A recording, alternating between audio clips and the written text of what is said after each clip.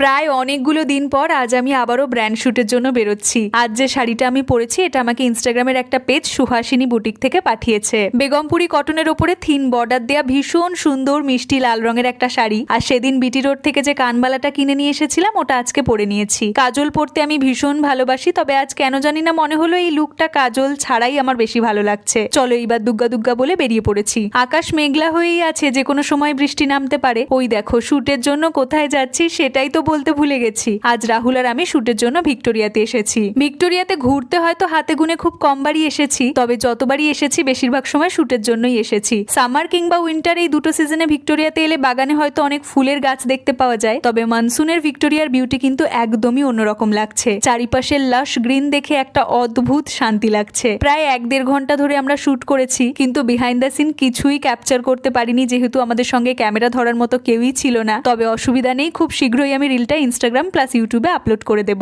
Shoot শেষ হওয়ার সাথে সাথে এমন বৃষ্টি নামলো যে ঝটপট আমাদেরকে ক্যামেরা গুটিয়ে নিতে হলো। তবে শুটের মাঝে বৃষ্টি হয়নি, এটাই আমাদের পরম সৌভাগ্য। আচ্ছা, তোমরা কিন্তু আমাকে অবশ্যই জানিও যে এই সবুজ গাছপালার মাঝে এই মিষ্টি লাল রঙের শাড়িটা পরে আমায় কেমন লাগছে। তাহলে আমরা এখন হাঁটতে হাঁটতে মেট্রো স্টেশনের দিকে রওনা দিই। বাড়ি ফিরতে হবে তো নাকি? চলো আজ তাহলে আসি, দেখা হচ্ছে তোমাদের সঙ্গে পরের ব্লগে। বাই।